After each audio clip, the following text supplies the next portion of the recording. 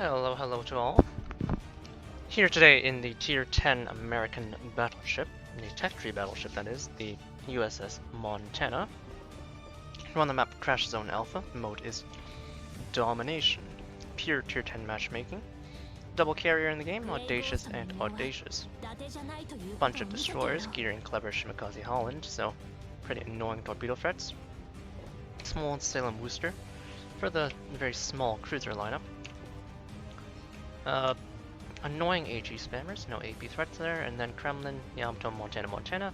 Yamato obviously with her gimmick of 32mm overmatch, and Kremlin with the 457s and Russian penetration power.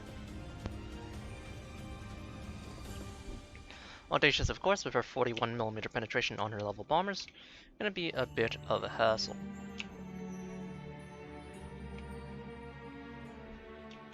Now the USS Montana, the other original Tier 10 battleship, alongside the Yamato, is of course the American counterpart. She's a bit less tanky than the Yamato, about 1000 HP less. In exchange, however, she has 12 guns to the Yamato's 9. Now they are 406mm guns, which means that they're quite a bit smaller than the Yamato's. Was her name's 460s. However, they are 12 American rifles, which means the alpha is rather improved so compared to a standard 16-inch gun or 406mm / 410mm rifle, they do an improved alpha damage of 13,500, which is why you get the which is why the Montana has one of actually the best AP DPMs of any ship. Waiting for this booster to turn, by the way. I'm hoping that Fighter will spot him out again briefly, because he's in the middle of a turn. Rendering, getting a bit of frame stutter. Oof. Ping messing with my aim there quite a bit.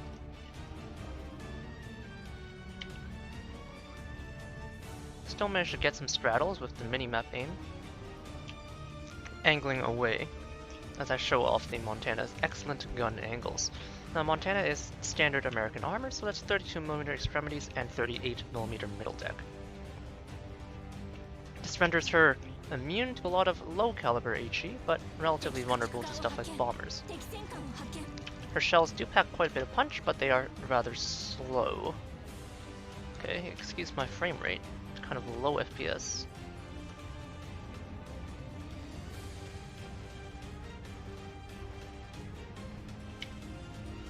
Which is kind of annoying. Still getting a bit of frame stutter. Don't know if I can fix it by doing anything.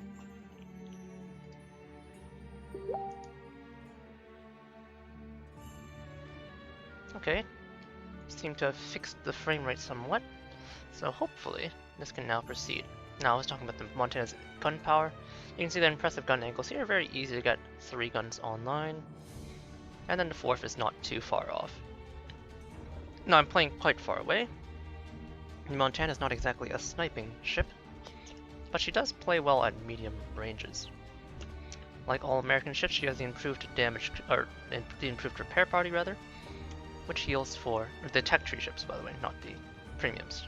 Heals for 762 HP per second, in this case over 28 seconds, which will result in a large chunk of healing. Hopefully as I take damage over the game, it won't be citadel damage, and so I'll be able to show it off. Gearing in a distance at 13.9 kilometers, the gearing can have up to 16.5 kilometer range on his torpedoes, showing off that slow shell speed. Nice 7,000 damage chunk, even with just 2 pence in over penetration. So, because the gearing has such long range torpedoes, I do have to be careful. Bringing myself up to speed with my kind of sluggish rudder. The Montana without legendary module does have a rather poor rudder shift, one of the worst in the game. I think it's 22 seconds base. So as a result, you do have to kind of plan your moves. Look, there's a Smolensk over there. Now Smolensk is usually fairly resistant to battleship shells because, well, typically you just get a ton of overpens. Angled penetrations into that Montana superstructure there, by the way, because I don't overmatch because I'm not a Yamato. There's a Worcester and a Smolensk to consider, both at fairly long ranges. The Worcester, however, seems to be reversing in the open, so let's see if I can get a punishing strike. Giving him a fair amount of lead because even though he's quite slow, because he's reversing, my shells are also quite slow. Looks like I overled by a little bit, but one citadel is easily enough to finalize that kill. Smolensk inside a B, but the death of the booster will secure C cap for us. Smolensk gets briefly lit up, and he is capping, so since I have my guns turned at him anyway, I'm gonna take a look at him, pop my spotter just to get a better idea of where he's going. Not leading that much. This looks like it's liable to miss. You can see that lead time even into the Smolensk in this position is about 10 seconds. So I should have aimed a little bit forward. A bit short as well. Clever pops up at 11 kilometers. Audacious really needs to move. I'm going to try and get the Smolensk off him. But both of those ships are going to threaten his hull. He's already spotted for sure with the Audacious's poor detection. The Audacious really needs to launch rockets to defend himself. I can no longer help him. Smolensk has moved out of my field of fire. And the Clever is in my blind spot. I'm going to have to wait. I'm going to keep AP loaded, actually. He's not that saturated yet, and I do have Halsey. But I think I'll load HE in the next salvo. Actually, I'll just stick with AP at this point. So the reason why I'm considering HE is because he's not quite saturated yet, but because he's a French destroyer. Slamming 12 shells toward him, but a bit short. I need to practice my lead a little bit. Should have been an easy shot. My carrier's about to get run down. Clever torps are already inbound. Not bothering with the HE because of the saturation mechanic. Now imagine I'd put 5 shells into him. He would be already almost dead. And it'll give a significant lead. Aiming for the center above the ship. And now we're down a carrier. Oof. Only skim him on the tail. This is going to be a tough game. We're trading a Clever for a Audacious, more or less. Not exactly a good trade. You can see my slow shells making it difficult to get the proper lead onto the Clever. Just slight course adjustments from him means that I'm gonna miss. This is basically our last chance to hit him because we're about to lose the Audacious rockets. Gave a fair amount of lead this time, but the distance has increased to the point where it's difficult for me to provide support fire. Smolensk fire raking my superstructure, but this is Smolensk and I'm a Montana, so I have enough armor, as any battleship should, at this tier to resist the damage, more or less. And now we have a half HP Clever. Waiting. Gonna fire 2 guns first. Looks like he's not course correcting. Only overpens and pens, however, because, well, he's a Smolensk. We really do need these kills. Yamato charging at me. There was also a Shimakaze there with him, remember, so... Is that Smolensk? 3 seconds on my frontal turrets. He's gonna turn out, so I'm gonna lead upwards. Still have my rear turrets, gonna wait. I know that Yamato's giving a significant amount of broadside to me, but... We'll wait till we get onto his side. He doesn't seem to be paying that much attention. Somehow we dispatched their carrier. Smolensk dies, and now his div mate, or his clan mate, the Yamato, is fully broadside in front of me. Well, not fully broadside anymore, he's kind of woken the fuck up and turned in, but should still be able to lead these. Oh, looks like he's gonna give me broadside. Hopefully I can get punish. Perfect broadside now. I don't know what's up with that. The Montana has more than enough punching power. Dispersion says no again. 10 seconds on my forward rifles. If I don't get at least 2 citadels on the next frontal salvo, I'm gonna be a bit sad. American dispersion at this range should be fairly easy, especially against a fairly vulnerable Yamato. Triple citadel, 40,000 damage.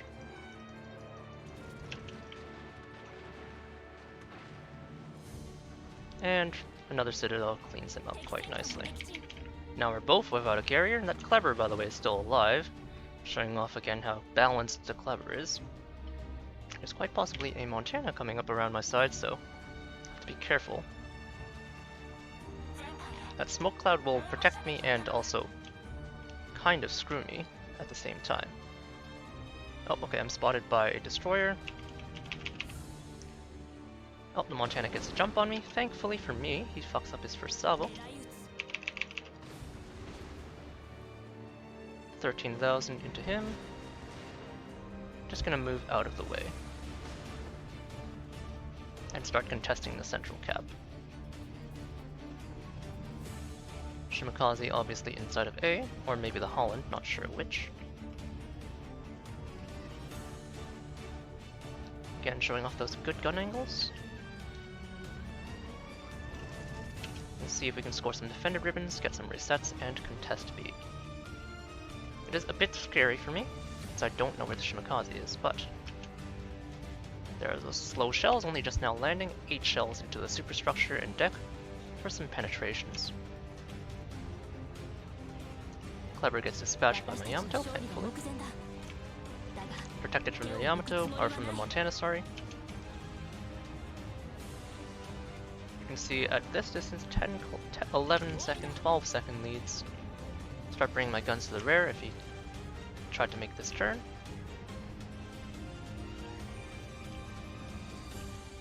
Shimakaze's position is confirmed. In a distance I score some additional penetrations.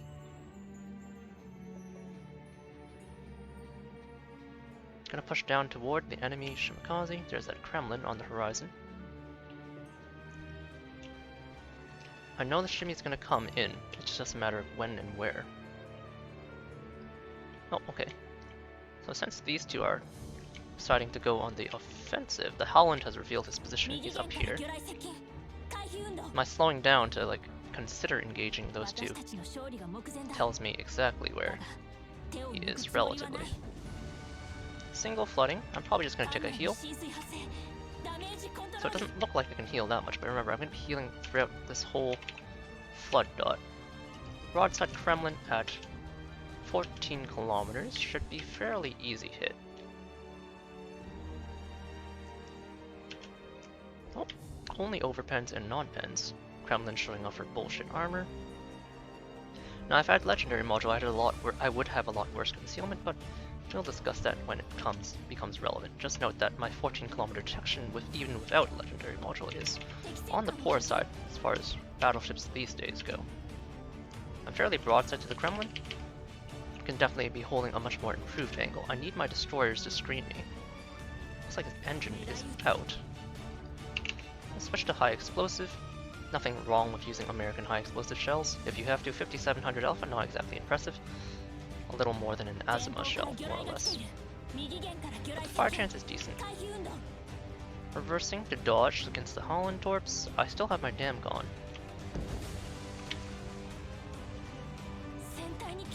Looks like I can't hover here for much longer. The Holland is just going to continue spamming torps. Expert loader with Halsey to switch back to armored piercing because he's fully broadside.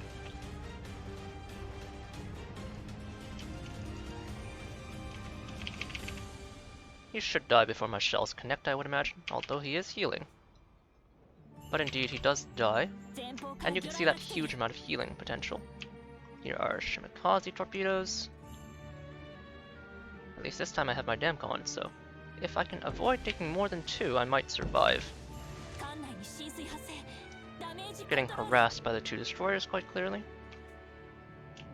That battleship's gonna go down, but I have plenty of teammates left. Montana showing off her incredible endurance. Against this kind of harassment, I'm just gonna push away, but we're able to just survive in spite of the Holland and Shimakaze doing their best because, well, they're playing Shimakaze Simulator on the border. And overall, not bad game.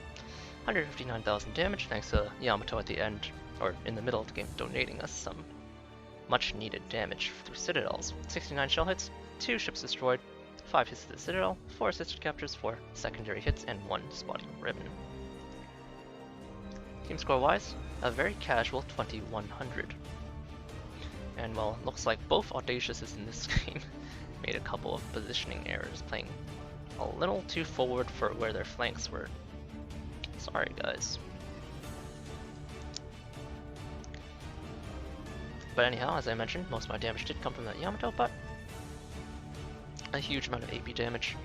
The Montana showing off her impressive broadside very easily. Very straightforward game. Nothing too special about it, some decent money too. And decent experience thanks to the 200% first win.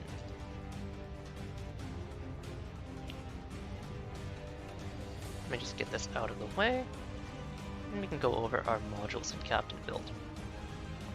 So quite clearly, Montana only has 3 consumables. Your priorities are heal, damage control, and then spotter plane. I would take a premium of these 2 at the very least. Spotter plane is kind of up to you, but spotter plane, as you recall, versus that Smolensk is pretty useful. Do note that I'm a bit rusty on the Montana. I probably should have cleaned up that clever kill, and that first salvo at 9 kilometers should have been a very easy one. And that should have done between 4,000 to anywhere upward of 10,000 damage to him. But I did miss that salvo thanks to my poor aim. Anyhow, Montana turrets are actually quite well armored, so you don't have to take main armaments or main battery mod 1 if you don't want to. In this age of HE spam and carriers, taking auxiliary armaments is actually quite fine if you'd prefer to improve their survivability. I prefer main armaments though, just because the Montana's turrets are so nice, but they are fairly well armored with a 457mm frontal glasses. Slot 2, pretty obvious tankiness. Slot 3, turret reverse, because you are an American. In the past you would have taken AA guns, but the current iteration of AA guns is awful, awful, awful. You can also take secondary battery or range for memes, but I wouldn't recommend either of those. You can in fact not run the range module in slot 6, so for Americans it is in slot 3 instead. So if you feel that your base range of, what is it, like 23? Your base range of 23.6 kilometers needs a 16% boost, which will put it up to like 25, 26. Well, feel free, but it's entirely not necessary, so instead what I opt for is main battery modification 2 that gets excellent gun handling on the turrets. With that module, you get your turret reverse down to 32.1 degrees per second, combined with Halsey's expert marksman, which is almost Kremlin-esque, which gives you great gun handling, and that combined with the good gun angles means that the Montana guns are very comfortable to shoot. Slot 4, I know I did mention that the rudder shift is horrific, so if you go to maneuverability, note the 22.2 second rudder shift. Nevertheless, tankiness is still a better mod. However, if you do like to play more on the move and less static, you saw I got to stop and slow myself down quite a bit during that commentary. If you prefer to just stay at full speed and cruise around like a very, very, very big cruiser, then rudder shift is viable. In general though, I recommend damage control systems modification 2. Slot 3 is slot 5 is typically a no-brainer. Take concealment systems. If you have a legendary module and you queue a lot with carriers, there is actually something to be said for taking the legendary module. I don't have it right now, but the legendary module, what it does is it replaces concealment systems, and it cuts down your burn and flood time by I think 40%, 30 or 40%, a significant amount, as well as giving you improved rudder shift, so you get much better handling, which again improves your survivability when you're open water and cruising for a bruising. And last but not least, slot 6, the American special. Normally most ships run reload, but the Americans have access to a improved dispersion module since they don't have access to ASM in slot 3. In this case it gives minus 11% dispersion, so it's a great upgrade. And with the massive broadside and the already great DPM of the Montana, I prefer to increase the accuracy rather than just further increase the reload. And this way I also don't have to affect my excellent turret reverse. Soft stats I didn't go over. The Montana does exactly 30 knots. Turning circle is pretty poor at 950. Detectability is, again, fairly poor at 14. With legendary module, I think it goes up to 15.7. So you are pretty much going to be spotted fairly often. AA-wise, it's good. It's an American. So a lot of AA. Defense overall, you can see 440 continuous average. Most of it is in the mid-range aura.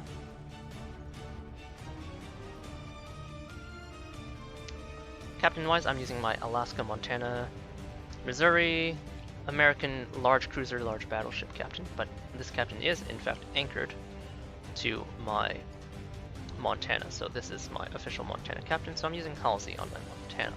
Build-wise, priority target into expert marksman, into superintendent, into fire prevention into concealment expert is the basic 14-point build. From there you have 5 points to spare, so I pick up Adrenaline Rush, Expert Loader, and then last but not least, Jack of all trades. This is a very universal American build. You can use this on Montana, Alaska, Missouri, even Salem, Des Moines if you wanted to, although the fire prevention is kind of wasted on Salem and Des Moines. It's fine on Puerto Rico, it's fine on Georgia.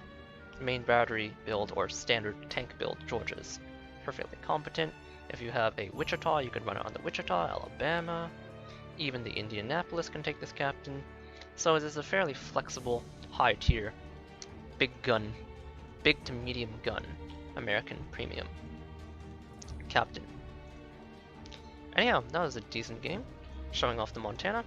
Now it wasn't anything special in particular, but that kind of sums up the Montana, just a very versatile ship that has a good package of good guns with good handling. They don't have any particularly special overmatch or anything, but having 12 rifles and excellent gun angles is a quality in and of itself.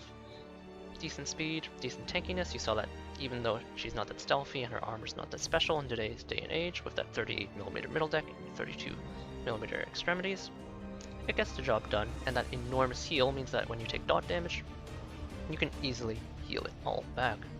Anyhow, that'll be all for now. Hope you enjoyed this brief Montana commentary, and I will catch you all later.